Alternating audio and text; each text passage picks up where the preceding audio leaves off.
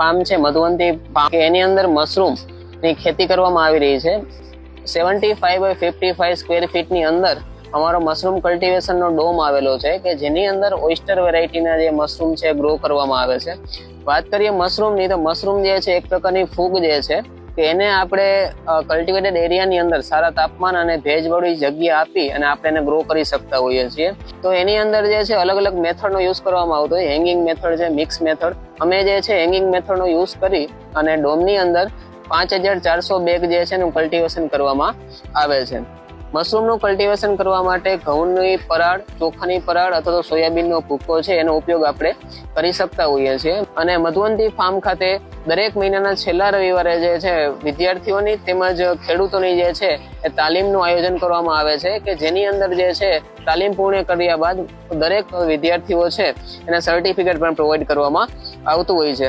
તો ખાસ કરીને અમે તમામ અમારા મીડિયા થકી ભાઈઓ બહેનો છે ને એટલું જણાવવા માંગીએ છીએ કે આપ પણ મશરૂમની ખેતીમાં આવો.